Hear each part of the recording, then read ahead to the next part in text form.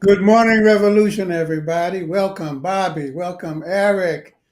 Welcome, Joe. We got a lot to talk about this morning on January the 20th. The political climate in the country changed fundamentally, and there was a tremendous shift to the right in government and in the ruling class. But even before that, after the election, one of the major talking points by the major talking heads was that woke is broke.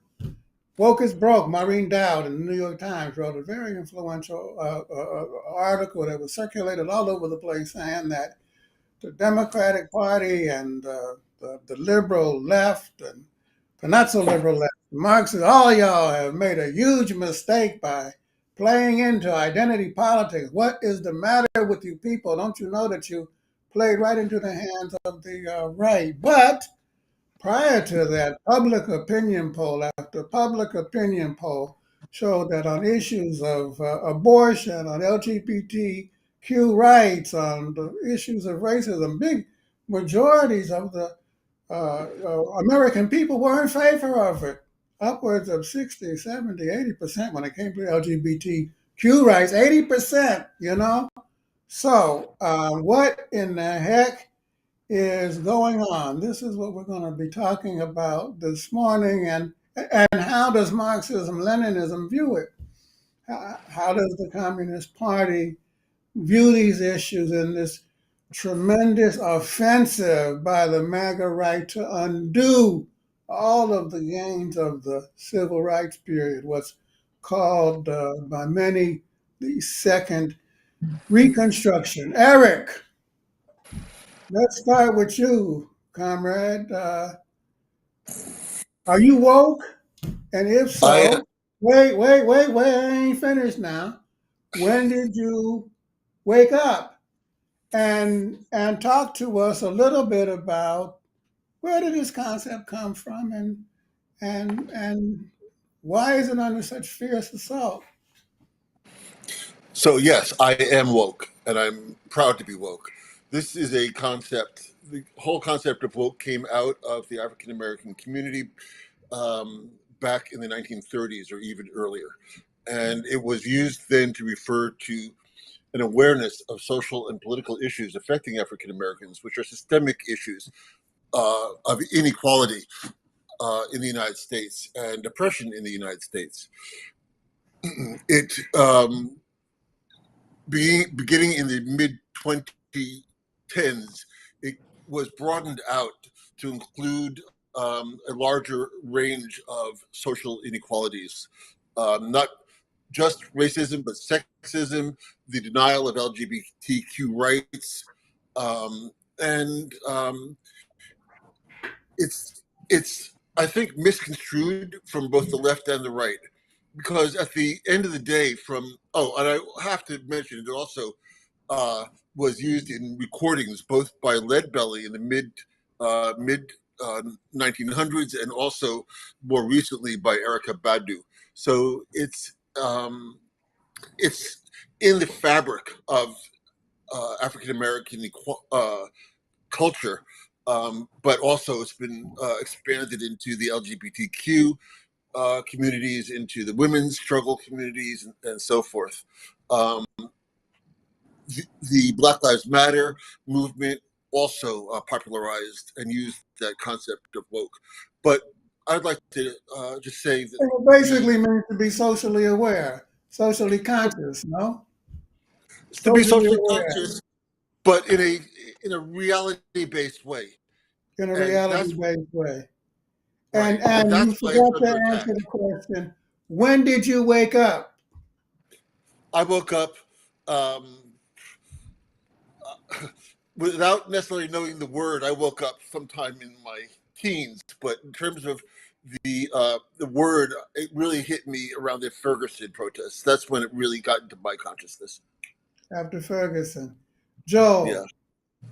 Joe, that term wokeness, after its popularization by the Black Lives Matter movement after Ferguson came under sharp attack by the right.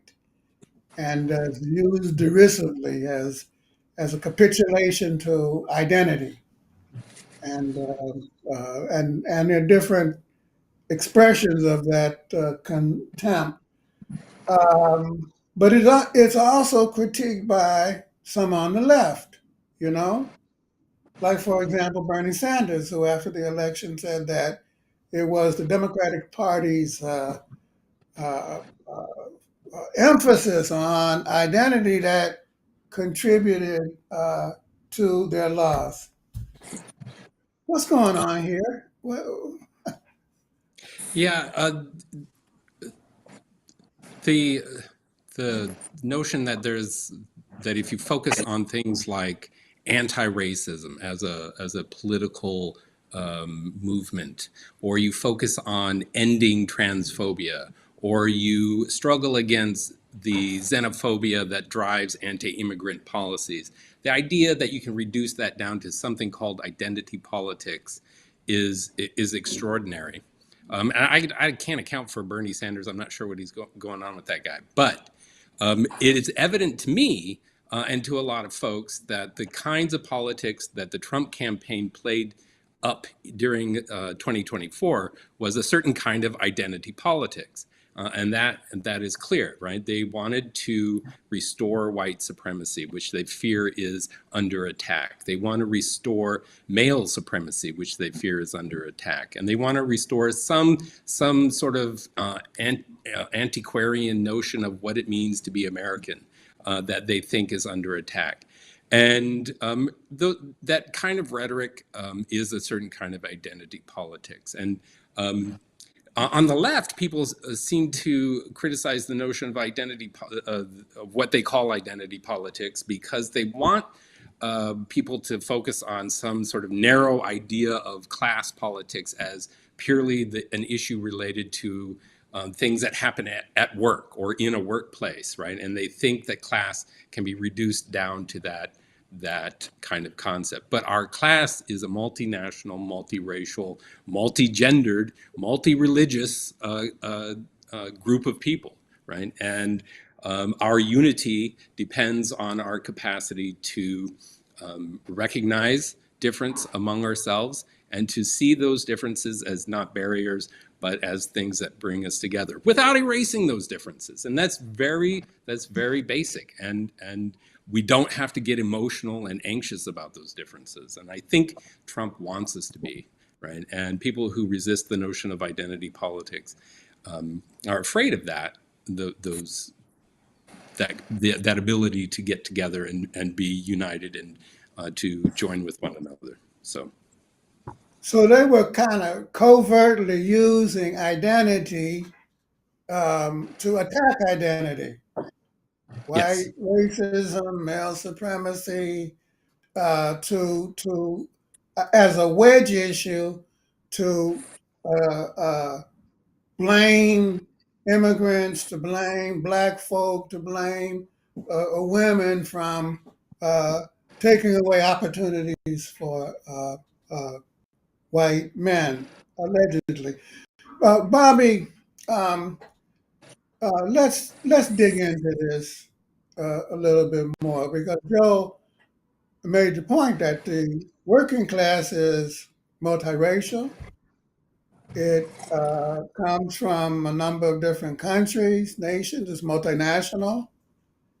It's it's uh, it's multi-gendered. You know, a lot of people with different gender identities, um, and um, and this attempt by Trump and MAGA is being used to undermine the recognition of that, a recognition that grew out of the civil rights movement that benefited big sections of the working class, right? I mean, like, um, uh, can you talk a little bit about how that impacted workers in basic industry, like in steel? You remember there was a consent decree which opened the door to job classification and positions for Black and other minorities, but also helped women. Um, uh, uh, how did these measures, did these measures conflict with male workers in the plant or and their self-interest, or did it enhance it? Talk a little bit about that, would you? Well, I'm glad we're getting to this because I think we've been talking a little bit around the edges of this issue. Um, who would want to be asleep? The ruling class wants the working class to be asleep. They don't want them to be woke, and they don't want them to be conscious. And so it's in the interest of the whole working class to be conscious and know what's going on, to know the truth.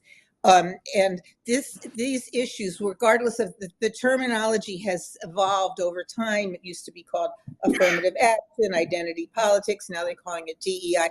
The fundamental issue is equality in the working class, and it's the ability to take away the ability of employers to divide the class. And any power that you take away from the employers is a plus for the whole working class. So I'm glad you mentioned that about steel. My personal experience, when I was in my 20s, in the 70s, I applied for jobs in many steel mills and was consistently turned down for being a woman. They didn't have women's bathrooms. That was the idea. And the only way I finally got a job was through an affirmative action program, which put precise requirements on the employer as to what they would do, not judging on merit, not giving them the right to hire this one or that one, but a percentage. They had to hire 20% women. And that's how, after 4 years at EEOC and many other things, that was the way I get in, by a quota.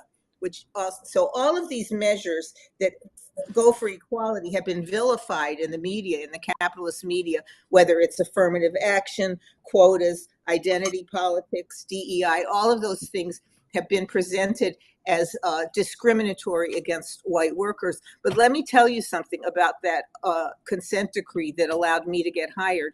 More white workers benefited from that than Black or women workers, because it took away some power from the employer, where they were no longer able to, the systems were put in place that gave all workers rights as to how they would be advanced, promotions, seniority. And it turned out that those measures that took away power from the employer to act arbitrarily benefited all of the workers. So I think we should pose this question, whether of equality, as something that takes away power from the corporate class, from the employers, and makes it fairer for all workers to in the workplace.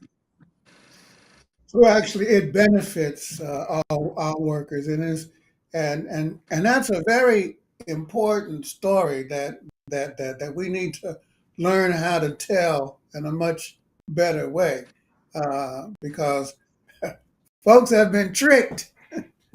They've fallen for a big trick. Eric, I want to dig into this issue of how Marxism, you know, in the manifesto, right? You read the manifesto. That's when I woke up. When I read the manifesto first time. I was about 12 or something like that. Light bulb went on. I read the history of all hitherto existing societies is the history of class struggle. That's what Marx and Engels said. They didn't say it was the history of racial struggle. They didn't say that it was the history of gender struggle. They said that it was the history of class struggle. So I'm a little confused here, Eric. Was Marx woke, or would he have agreed with Bernie Sanders in his critique of the Democratic Party? In other words, how does Marxism see the issue of the struggle for equality for women, LGBTQ people, Black folk, so on and so forth, Latino, Asian? Talk to us a little bit about that. Well, this is a wonderful question, and I think the fact if I can go back to woke for a second, the term woke really came under attack around 2019 as Trump was in power, and I think that goes towards the question that you're asking. The, the equality is at the heart of uh, of the struggle of people to have a democratic voice in our society and to be able to participate in allocating the resources as needed to working people. And so the struggle around equality and the struggle has to include um, unifying the working class in common struggle so that uh, these goals can be achieved. And you cannot unify a class that is bifurcated into black and white, male and female. In all these ways, it's sliced and diced.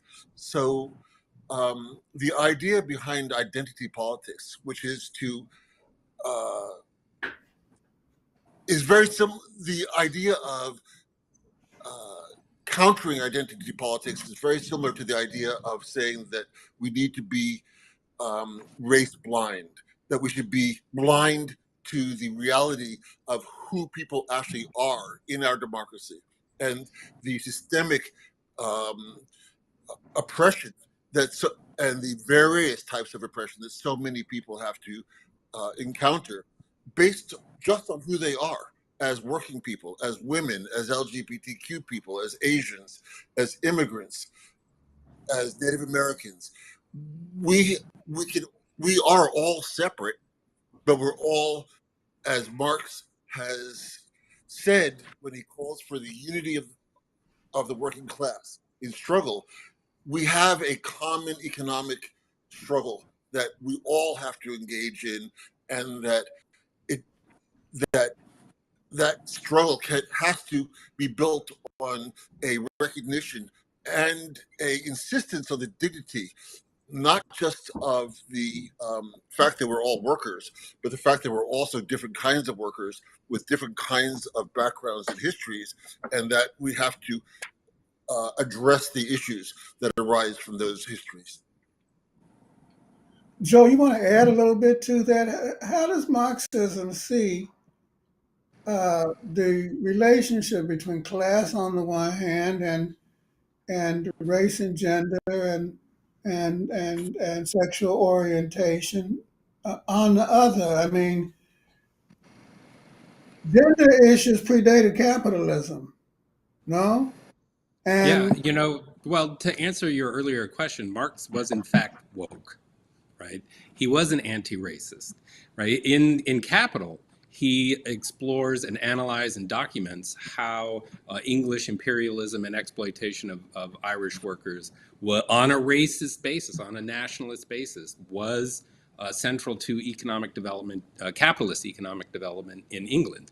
His writings on the U.S. Civil War document how he understood the struggle against slavery was a critical to the potentialization of democracy in the United States, right? So he did document that stuff, and critical to that analysis of the Irish in Britain, in Great Britain, is his theory that capitalists is necessary for capitalism to have a reserve army of labor, an extra surplus labor force that can be vilified on a group basis, right, by race, by nationality, etc., that it can exploit, right? It needs that not just because they like to divide workers, right? That's an essential element of weakening the working class that Bobby talked about and Eric talked about, but the capital accumulation itself requires periodic episodes of super exploitation on a very large scale, where you can vilify entire groups of people that can be paid less, that can be made to work longer hours, have fewer protections, that can be not denied access to collective bargaining rights and all of those things, that can be deported, for example. if push comes to shove. And capitalism needs those things. And we're in that crisis moment now. If it is not able to super exploit people on that basis, the crisis and contradictions of capitalism come nearer and much more quickly. But the essential element is that the working class has to be organized, right? And if it ignores, and I think Eric is extremely correct here, if it ignores differences and pretends that we can not have to address those kinds of cultural background differences, if we refuse to acknowledge that those are things that we should care about, then we don't build our power. We fail, and the capitalists win in the end. So, yeah, I think those are some. I think Marx was woke, in fact. Marx was wide awake. Labor in the white skin cannot be free so long as labor in the black is branded. That was one of the first expressions of what we have come to know as the centrality and the interpenetration between the class struggle and the struggle for equality, for human freedom.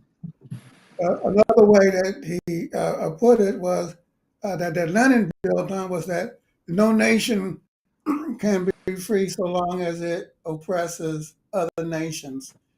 And he went on when talking about the relationship between the Irish workers and British workers and the situation in Ireland. He said, I first thought that the liberation, freedom for Ireland would come about as a result of an intervention by the British working class. He said, after studying it, he said, because of the anti-Irish prejudice among British workers, that they would never be, the British workers themselves would never be free unless they rid themselves of anti-Irish prejudice. And we can say the same thing holds true for these United States. And Bobby, they are using this anti-immigrant racism as a means of, we're going to see, attacking the whole working class and holding down the wages of our workers.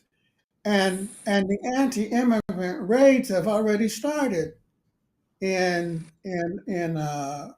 California, in Bakersfield. I heard the mayor of Chicago talking about it. I don't know if they started in Chicago, but he made a very strong statement about it yesterday. Mayor Baraka in Newark, they started raiding in Newark.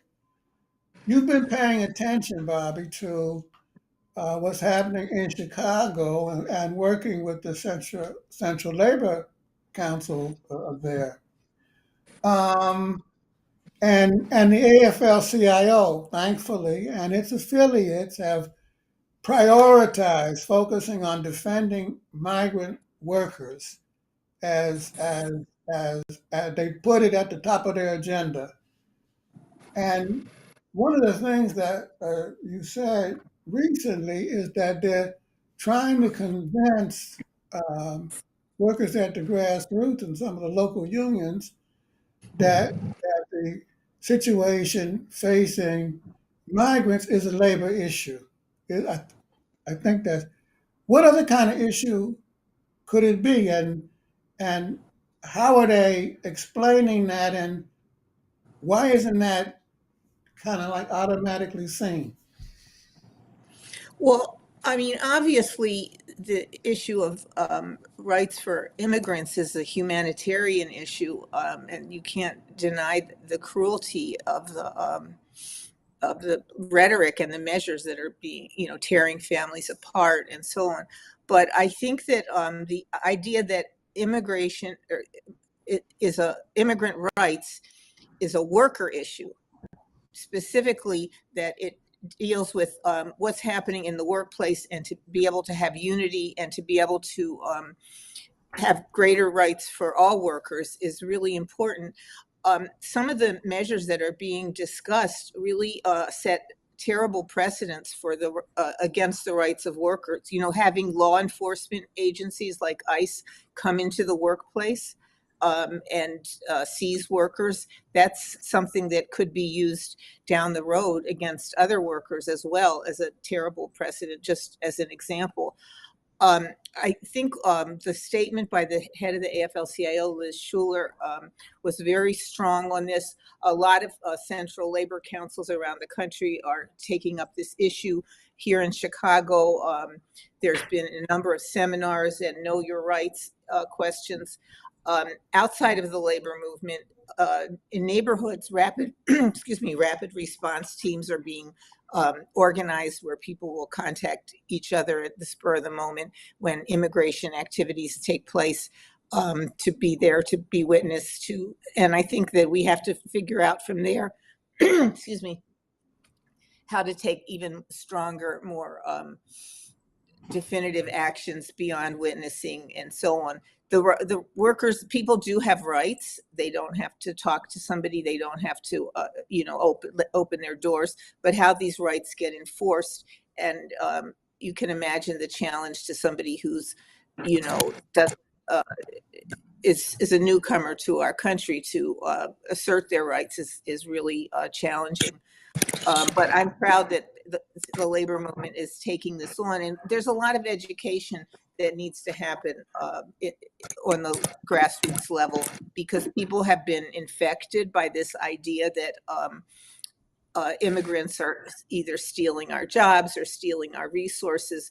It ignores, it overshadows the whole idea that our country's resources are being hoarded and hogged by the billionaire class. So that's something that we need to, one of the ways of fighting the anti-immigrant movement is to make people aware of who's really stealing the resources, who's really causing our problems.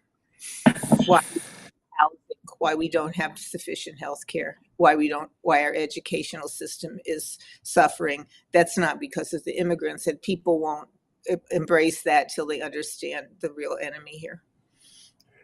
Some of those migrants did have rights, but then they just recently passed that Lake and Riley bill, which is an atrocity. Well, actually, apparently under that bill, you can be, even if you're accused with no evidence or anything else, then you're automatically subject to all these measures. That's a terrible precedent, not just for immigrants. That's a horrible thing for the American people overall, that this kind of, it's a fascist measure. Anybody subject to detainment with no evidence and no process to look at it. Indefinite detainment without trial. If you're accused of theft, that they're treating them like enemy combatants, like they treated Al Qaeda and ISIS. They can keep you in jail as long as they want, like Guantanamo. And the Democrats in the House and Senate allowed it to happen. Joe, shame on them. Yep. It's been extremely disappointing how they've reacted to this election, how they reacted to what happened in November, and the Democrats, that is, and the sort of mealy-mouthed spinelessness that they have adopted, right? Unwilling to take a stand. So, yeah, I mean, it is that is. I think Bobby's right. I think that is a fascist measure, and it is a threat. And but we also have a history of fighting those, right? This isn't the first rodeo, so to speak, right? The U.S. government, usually Republican administration, going back to the 1950s and the 1930s, created mass deportation policies on racist basis, targeting immigrants. sometimes U.S. citizens. And in the 1950s, it was the Communist Party that led the fight to block the Eisenhower administration's mass deportation policy in 1954. And those are lessons. And they blocked it by publicizing the atrocities that were taking place, the violence, essentially the mass roundups and concentration camps that were being built in Los Angeles, where hundreds of immigrants were being forced to sort of be housed on their way to being deported. The sort of psychological campaign that the U.S. government imposed to try to convince people that they should fear being in this country and that they should leave on their own accord. I mean, those are all things that have been and are being used now, right? A lot of it is about fear. A lot of it is about creating hysteria and rumors. A lot of it is about mass raids and mass imprisonments.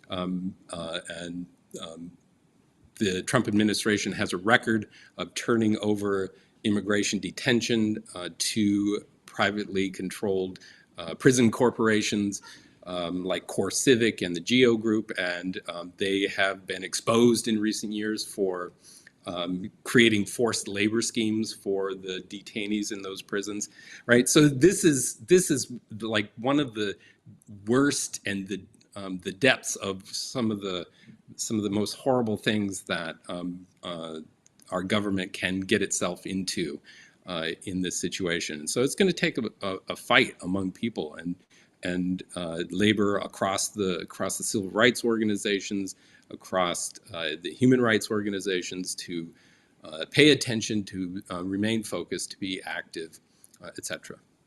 Joe? And that fight's already starting. That fight is already starting. And we saw, for example, Eric in D.C. over the weekend at the People's March, that tens of thousands of folks came together, initiated by the Women's March folks and joined by environmentalists and peace activists and Palestine solidarity activists and the ACLU.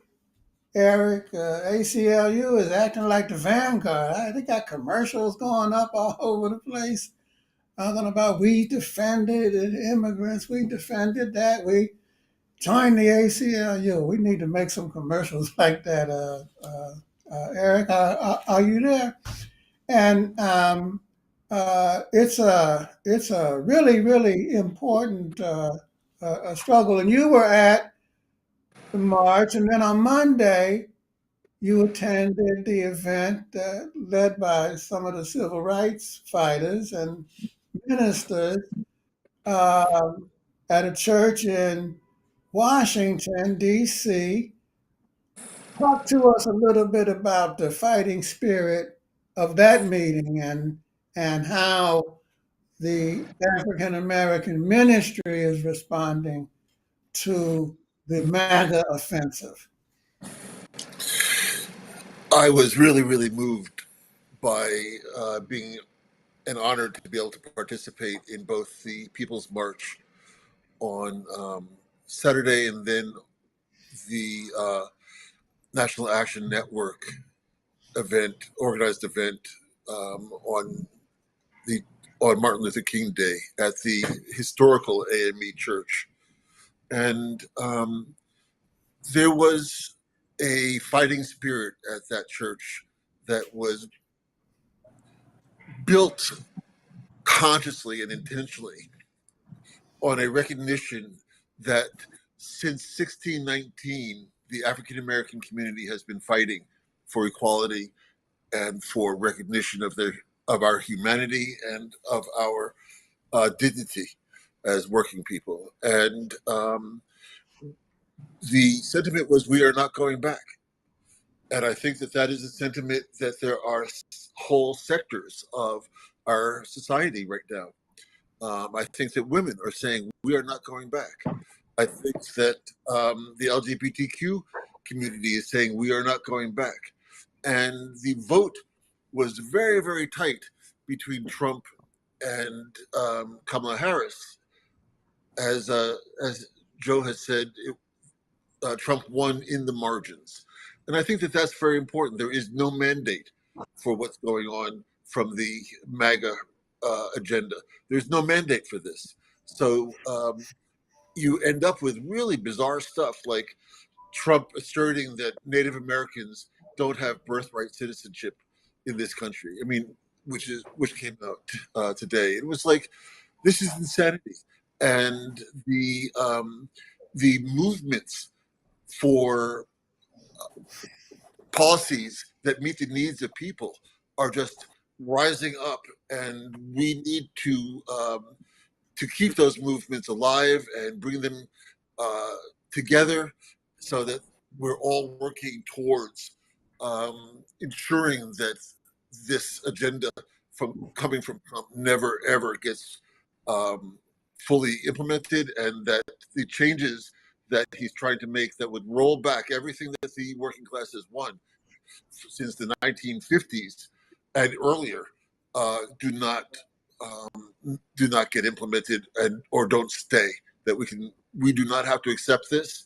We do not, as working people, we do not have to stand silent, and we do not have to be cowed by Trump.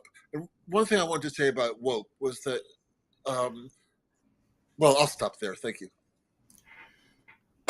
That fighting spirit, Bobby, has expressed itself over the last couple of years in a very militant way in the labor movement, in the working class. And just recently, Costco, the Teamsters announced that the Costco workers are going to go out on strike, I believe on January the 30th. And interesting development occurred. The Costco shareholders voted against repealing their DEI policy by 90%. And some people are speculating online that they may be using it to cover their anti-labor policies. But isn't it a win for workers that they're continuing it? And how should we look at that? Because we want to make sure that folks don't cross that picket line, right? Right. Well, this is a big breakthrough on the Teamsters who work at Costco, even though it's only a small percentage of the stores that have unionized, or the workers, it's about 8%. They are announcing their strike. They want to have the right to organize other workers in other stores. They want what's called a card check process. They want family leave. They want to end to surveillance by the company. It's an interesting case because the Costco workers are not the lowest paid workers in this kind of industry. In fact, their top wages go up to $31 an hour. That's like $60,000 a year, not enough to raise a family on, but much more than other, fast food or other kinds of Amazon and other workers. So that's one point. But the other point is that Costco itself has made $7.4 billion in profits. So they definitely can, the workers are making a lot more than profit for the employers than they're receiving. So this action that you mentioned happened at a shareholders meeting where some right-wing group introduced a proposal that they research and investigate their DEI policy, and the board rejected it unanimously. I don't think it's a contradiction for a capitalist corporation to not attack their any measures that they're taking to have equality in their workforce, if that's what they deem is necessary for their better profits. And in Costco's case, they said that they're trying to attract workers and that this is one way they can do it. So hooray for that, but that doesn't mean that people shouldn't support the Costco picket lines when they come up, because those workers are fighting for greater share of their profits and for more rights on the job. That doesn't contradict anything that talks about equality. If more workers have a union in more Costco places, they'll have more of a say-so in how the workplace is run. And from that, they'll be able to enforce, not on a whim, but, structurally having measures for equality that may I don't know what Costco's DEI policies are that may need some improvement. They certainly won't be improved by the right-wing measure of investigating them. The way they could be improved is by having more worker power. Having more worker power, that's how they're going to be improved. $31 an hour? I That's want their to go top work at wage. Costco. Their opening wage is $19. I know it sounds like a lot, but that does not enough for a family to live on. And so we have to and especially compare $31 an hour to $7.4 billion. Joe, can I say one more thing about the immigrants thing that I think needs to be pointed out? Okay. All right. And that is that I don't think the ruling class or Trump, whatever, the people he represents, really have the goal of getting 12 million workers out of this country. The goal here is to solidify an infrastructure of a two-tier workforce. So part of that is creating this reign of terror and forcing people into a semi or illegal status. And and also, reaping the profits of this mass incarceration system. So what's the goal, I think, is to have, and this is why there's a lot of discussion about visas and so on. I think they would like to have a system where people have to have some kind of a visa and they're tied or beholden to their employer and have no rights in the workplace. And this will undermine every kind of unity that's possible in the workplace. So I think that's the long-term goal of this sort of wave of terror against immigrant workers, is to solidify this kind of an infrastructure of a two-tier workforce. 2 tiers, 2 wage systems, one higher, one lower, which then allows capital to push down the higher wages. That's right. And two sets of rights on the job. So that those people have no NLRB rights, no unionization rights, and so on. Dictatorship on the shop floor, and there's always a dictatorship on the shop floor, unless you have a union. The starting point is employers have all the rights. It's the employers who hire. They decide who hires on whatever basis they want. They decide how much they're going to pay you. They decide what your rights are work. And the only limitations are having a union or whatever legislation that the working class has pushed through. Joe, we need to come to an end, but I think that we have to talk a little bit about this declaration that Trump made, that there are only 2 genders in the United States, and that they're protecting women against trans people, but Joe, there's been a sea change in this country among people who are finding the humanity and finding the ability to express who they are. And I don't give a good goddamn what Trump said. You just can't declare what has been a fundamental shift in democratic, the right of people to be who they are, love who they want to love, and talk a little bit about that, and how we need to respond to this anti-people, anti-human, anti-trans offensive by the MAGA right. Yeah, when I saw that story, the first thing I thought of was when the ruling powers, the Catholic Church in the 17th century, declared that the sun was the center of the solar system and the center of the universe, etc., and that when Galileo had provided evidence that perhaps that wasn't the case, they threw him in prison. And so declaring reality to be something that it is not is both ridiculous and scary in some ways, right? Especially when that order has the power to establish resources and to create rules and regulations that deny the humanity of a large chunk of our class and our people who deserve to be recognized as humans and who have rights, etc. So, yeah, it's a false attempt to try to declare reality to be something other than it is. But that's commonplace in the spectacle that is the sort of the regime that Trump wants to impose, right? To deny reality, to try to attempt to create some sort of system of alternative facts.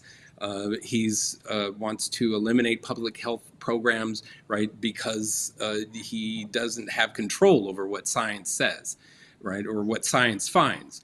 Right, so we're gonna be in a struggle to protect people's rights to be people, to exist as they are, to have access to public resources and other resources, to get the medical care that they need to live their lives, to get access to jobs and to other programs and to education on a basis that they define themselves.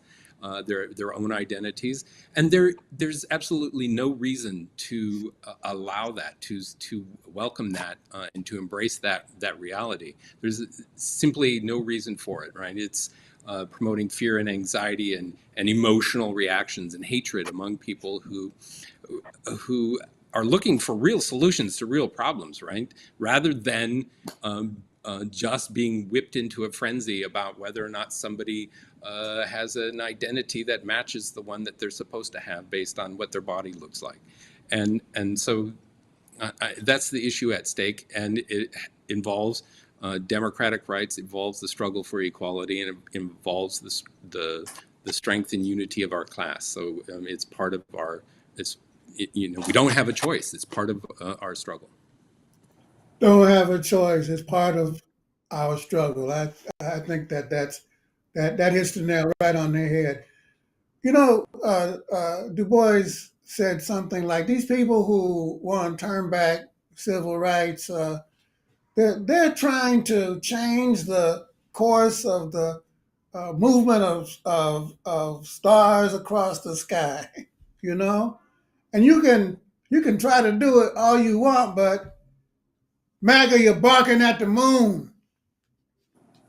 You're barking at the moon. That's what you're doing. But it's going to take struggle to overcome the barking of the dogs. You know, it's going to take mass struggle in the streets, in the factories, on the campuses, in the communities. It's going to take unity of the class, workers, small business, medium-sized business, elected officials. And we shouldn't be mad at Costco for good, support DEI, strengthen it, you know, and because we need to put pressure, massive pressure on those Democrats that capitulated and voted for that fascist bill. You know, we need to stiffen their spine. And the thing that stiffened their spine in 2016 was the women's marches, and the protests at the airports against the Muslim ban, and the Black Lives Matter uprising, you know, which was the biggest anti-racist uprising in our history. And we need that and more, you know. And as that struggle unfolds, You know, our party has to play an active, unifying, initiating role in concert with the forces that are moving on the ground, militant, strategic, smart, uh, avoiding provocations from the right, but also from the ultra left, you know, so that we can ensure that massive maximum pressure can be placed against the big corporations and the MAGA right, because the billionaires, they have seized direct control of the state. They always controlled it, but they did it via their lieutenants. Now you got 12, 11, 12, 13 of them that are in the cabinet. South Africans call it state capture.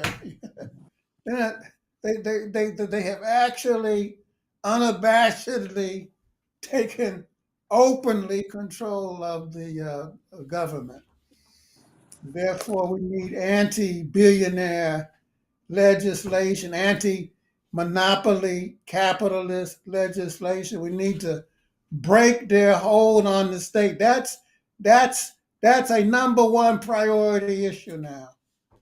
You know, Lenin asked over 100 years ago, can we advance if we fear to advance towards socialism?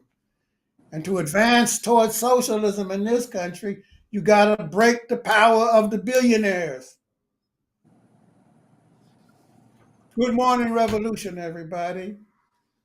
Stay strong, stay safe, stay in the fight until next week. We'll see you next Friday. Thank you, Bobby. Thank you, Joel. Thank you, Eric. Y'all take care now. Keep your courage up. Stay in the fight.